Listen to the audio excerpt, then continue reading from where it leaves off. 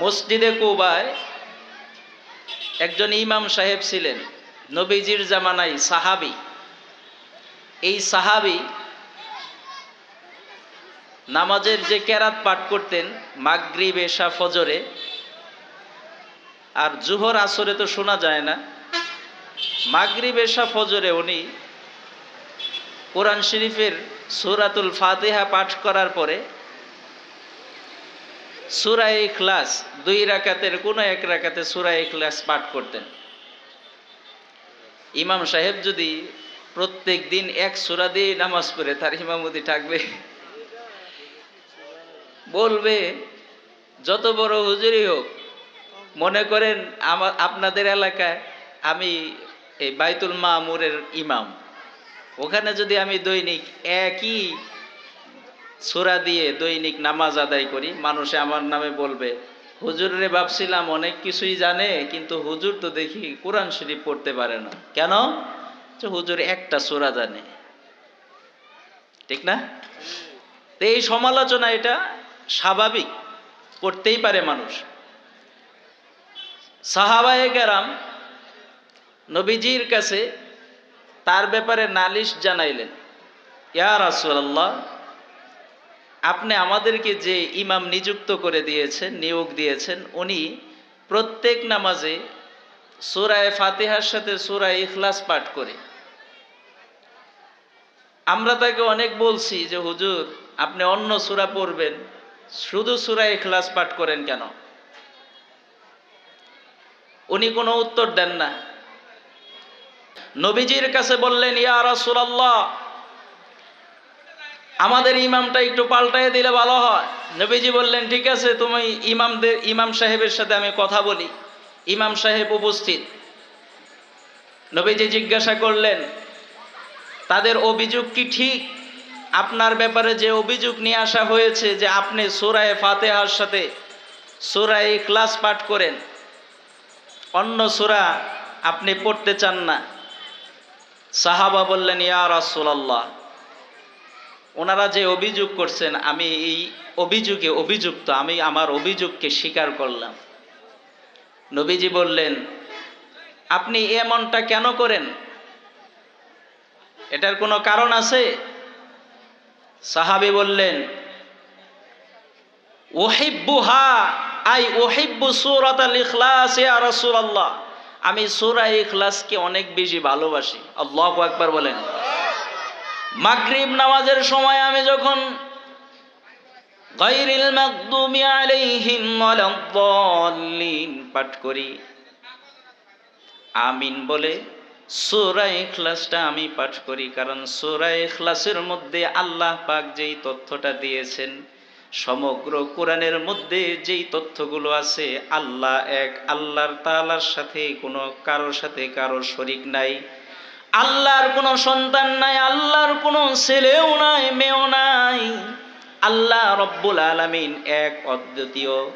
আল্লাহ তাআলার সৃষ্টি সবাই, আর আল্লাহ হলেন সব কিছুর স্রষ্টা। এই যে সারমর্ম, সাবস্টেন্স অনুযায়ী এই সূরার সারমর্মটা আমার কাছে এত ভালো লাগে যে সূরা ইখলাসের প্রেমে পড়ে গিয়েছি। ইয়া রাসূলুল্লাহ, আমি অন্য সূরাও তেলাওয়াত করতে পারি, কিন্তু সূরা ইখলাসের তেলাওয়াতটা আমার বড়ই ভালো লাগে, সূরা ইখলাসকে আমি বড় ভালোবাসি। ইয়া রাসূলুল্লাহ, আমার কোনো দুর্বলতা নাই, কোরআনে কারীমের আরো যত বড় বড় সূরা আছে সেই সূরাগুলো আমি তেলাওয়াত করতে পারি। সূরা ইয়াসিন আমি পাঠ করতে পারি, সূরা রহমান পাঠ করতে পারি, সূরা মুলক পাঠ করতে পারি, সূরাতুল ওয়াকিয়া পাঠ করতে পারি, সূরাতুল বাকারা পাঠ করতে পারি, সূরা আলে ইমরান পাঠ করতে পারি, সূরাতুন নিসা পাঠ করতে পারি, সূরা মায়েদা পাঠ করতে পারি, সূরা আনআম পাঠ করতে পারি, সূরাতুল আরাফ পাঠ করতে পারি, সূরাতুল আনফাল পাঠ করতে পারি, সূরাতুত তাওবা পাঠ করতে পারি, সূরা ইউনূস পাঠ করতে পারি, সূরা হুদ পাঠ করতে পারি, সূরা ইউসুফ পাঠ করতে পারি, সূরা রাদ পাঠ করতে পারি, সূরা হিজর পাঠ করতে পারি, সূরাতুন নাহাল পাঠ করতে পারি। এইভাবে ধারাবাহিকভাবে 114টা সূরা আমার মুখস্থ আছে। কিন্তু কোরআনে কারিমের 3 আয়াত বিশিষ্ট সূরা ইখলাসটা, এই সূরাগুলো মধ্য থেকে আমার সবচেয়ে প্রিয় সূরা হলো সূরা ইখলাস। বলেন আল্লাহু আকবার। সূরা ইখলাসকে আমি বড় ভালোবাসি।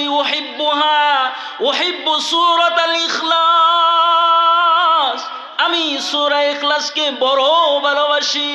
নবীজি বলেন, তুমি যদি সত্যই সূরা ইখলাসকে ভালোবাসো, তাহলে আমি তোমাকে বলি, তুদখিলুকাল জান্নাহ। সূরা ইখলাসের ভালোবাসা তোমাকে জান্নাত পর্যন্ত পৌঁছাই দিবে। সুবহানাল্লাহ। সূরাতুল ইখলাসের ভালোবাসা তোমাকে জান্নাতে প্রবেশ করাই দিবে। আল্লাহর নবী বলেন, সূরা ইখলাসকে তুমি বড় ভালোবাসো। কুরআন শরীফের মাত্র সবচেয়ে ছোটার মধ্যে সূরা ইখলাসটা সবচেয়ে ছোট একটা সূরা। সূরা ইখলাসটার মাত্র 3টা আয়াত। কোরআন শরীফের 6234টা আয়াত, 6666 আয়াত। এটা একটা ভুল ধারণা।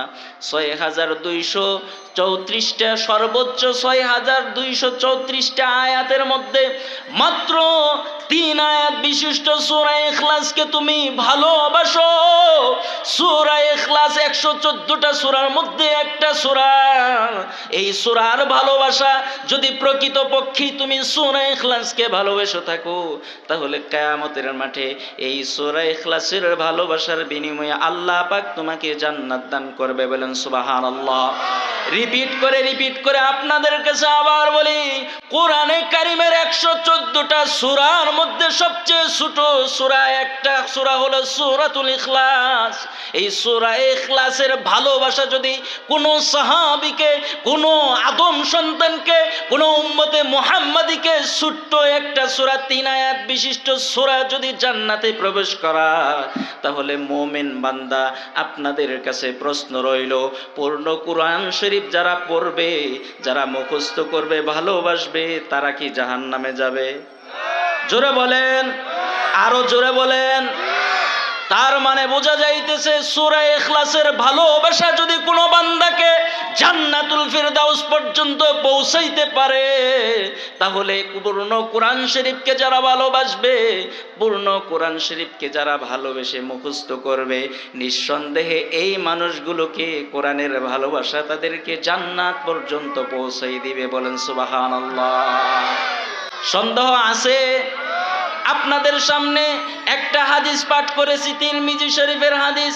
আল্লাহর নবী বলেন, ছোট কাজ ভেবে কোনোদিন কোনো কাজকে ছেড়ে দিও না। ছোট্ট কাজ মনে করে ভালো একটা কাজ হোক, ভালো যদি কাজ হয় ছোট মনে করে তুমি ছেড়ে দিবে না। আর মন্দ কাজ হইলে, ছোট কাজ যদি হয় মন্দ ভেবে সেটা করা যাবে না।